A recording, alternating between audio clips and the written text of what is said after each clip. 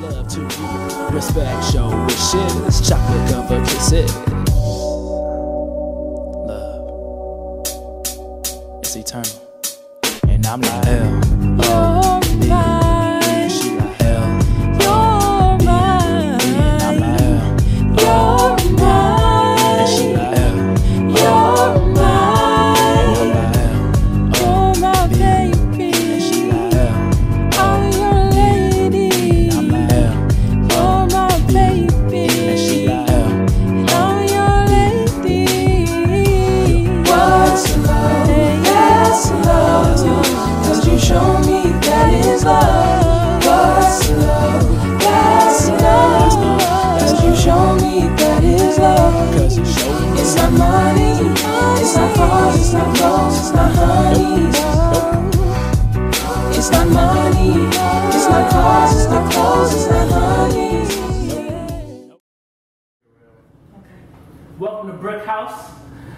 We have Azani here, representing DC. Representing Philly, we have Darcel. All the way from Memphis, we have Jon. And I'm Miles, you know, I'm Cali born and raised. So today we want to talk about Love on the Run, right? So the On the Run tour is definitely the hottest tour of the summer right now. Jay-Z and Beyonce, the Carters, by far, are just amazing. But why does that matter? Like, why do we even care that this married hip-hop couple is on tour together right now? You know, I think that as you know, black people, it's often said that we rarely have, you know, kind of that model, you know, relationship in a mainstream context. Yeah. Right. Like we've always had, you know, Fresh Prince, you know, Martin, like various families that have held a place, you know, within our history as like that model family, and we all see that. But those aren't generally, you know, things that are accepted in a larger culture, and in larger cultures, you know, black people are stereotypically, you know, the one that dies first in the movie, or the guy that's cheating, or you know, right. Things that aren't seen as a, you know, in as positive of a light. So I think that, you know, it's great that with the On the Run tour, you kind of get that mainstream projection of black love, you know, in a way that is for the world to see. You know what I mean? Not just for black people to see themselves, you know, in the comfort of their homes, to be ignored, you know, kind of by others. But it's like that mainstream example, you know, shining of, you know, first of all, Beyonce is, you know, at the top of all these most influential lists. You know, Jay-Z, Philly has involvement in the Forbes list, very mainstream, very mainstream publications, you know, that get widespread attention. So I think that that's, you know, the biggest piece of importance is that, like, this is love, mainstream, you know what I mean? Yeah.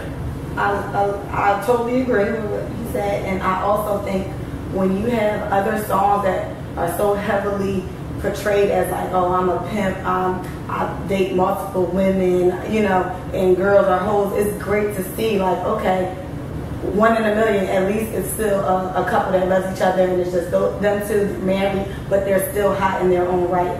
So I feel like with so much music, you know, preaching that don't love a girl or don't be in love and don't have relationships, don't like her, it's like these terms that just get brainwashed into our young people's heads, that it's great to see just a couple that are still out there doing the same thing that we love to listen to, rap and sing, but they're doing it together because they love each other.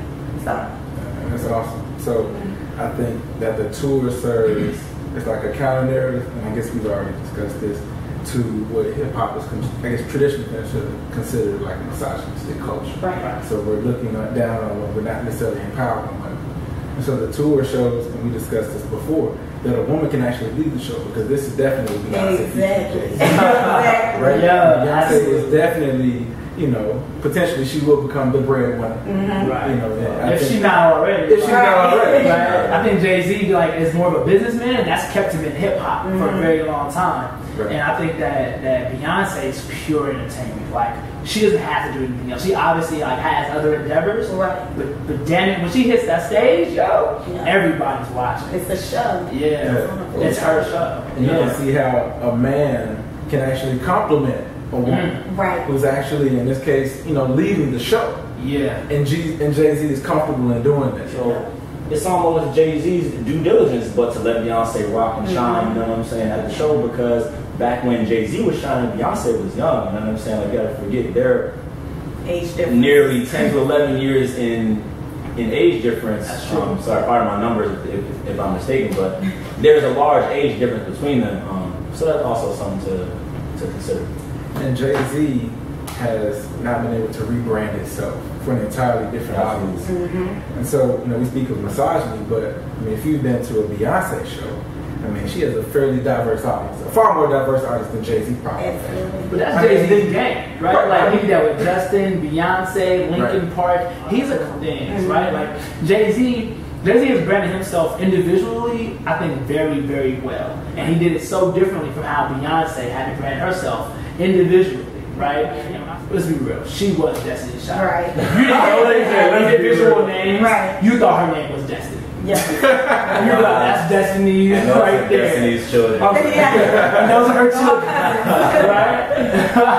That's so true. Yeah, I mean, I think one of the biggest, things that people see in the tour, and one of the biggest things that is generally exciting about collaborations, like you see collaborative tours going on all the time. Like, why did Made America take off so much? So it's because there's so many artists all at once. People are like, write so many different genres. So you think of, okay, Jay-Z as an individual has already shown himself to be one of the top rappers of all time, at least most influential, if not really, and one of the best in terms of lyric. Beyonce, who is a cultural icon in herself already, when you consider two what is fair to call titans, media titans in a sense, them combined together, is not only the combination of them both, but it makes something greater, ultimately, that we like and hear in the collaboration. So I think that's an important thing as well. Absolutely, and it's dope because like when they collab, like we all get a little bit extra hype, right? Drunk in love, y'all actually are in love. Get drunk, all right. And I happy for them because we know they're really together. Yeah, so it just makes it come full circle. Personal tour. So you're saying a traditional hip hop show may not have the showmanship, right? Exactly. That's how the Beyonce show has. Right. Okay. Exactly. I've been noticing that a lot with like hip hop shows. I don't find the concerts as entertaining, even though like we talked about earlier, all the lyrics, all the Jay-Z songs, like I get hyped because I know them and they're classics, but overall the whole show is just it's not a show. But you think that Beyonce has influenced the way that hip hop shows are produced, I guess, moving forward as well, right? Absolutely. Yeah. I think, that's something that we were discussing earlier. Yeah, right. I mean, I think that when you think about the On the Run tour as a production, kind of, in of itself, you got to think about the fact that when you say that, okay, Jay-Z sort of taking a back seat to Beyonce in the sense that she may have the majority of the songs or she is the centerpiece of the production. Jay-Z, best believe Jay-Z definitely has a hand though in every aspect of what's going on. As they agree to, right? As a couple, right? They all have a hand in what goes on, and thinking back to Jay-Z's highly coveted Watch the Throne album, which I remember was great, one of my favorites. His relationship with Kanye on that album, it's almost like you heard a different Jay-Z. And I think that Kanye's influence in terms of, especially thinking about the Yeezus tour and what a production that was and how that just took the nation by storm. Essentially, everyone paused. When that tour was going on, people heard Kanye said something, oh Lord, Kanye was speaking for 10 minutes, at his tour, oh my God, right? Jay-Z was influenced by that, and I think that you see that, in the, kind of in the theatrical nature of the show, and that it's meant to be, a full production and not just your traditional on stage, mics only, hip hop show. I think it definitely makes hip-hop shows more of an art form at this point. Exactly. And I know for, like, the videos that they used during the, on the Run tour, they used a movie producer or movie director. I can't recall the name. The fact that he is at a level now to where he can impact the music industry or hip-hop by bringing in Hollywood, the best of Hollywood. Not just... And Joe Schmo. Exactly. Thank you, Joe Schmo. But, one of the best directors, in Hollywood to actually work with his hip-hop tour. Right. That's amazing. I mean, that's just, his brand continues to expand just because of that and his reach.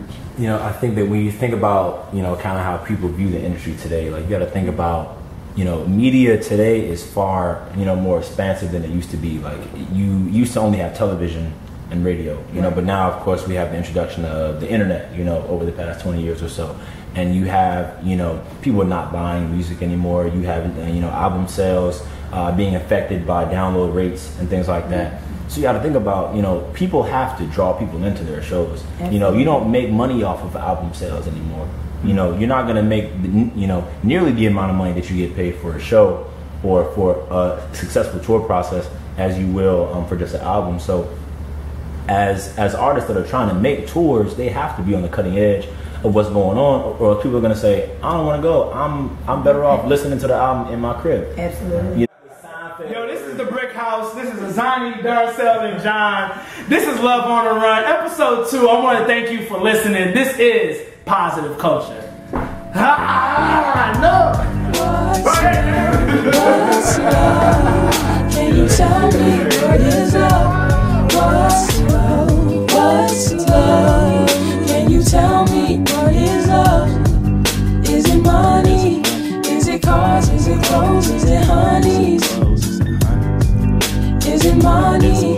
Is it cars? Is it clothes? Is it honeys? Is this the love you show me? A boss at your job? Did you outgrow me? Remember I'm your homie. Rub your feet, cook for you, work hard, provide for you. Let me hear I love you. Listen to me, rub my bag, bring my lady back. Road dog, best friend, made it through, thick and thin. Hug me, hold my head, let me be your stead man. But that's up to you. Is it you or me?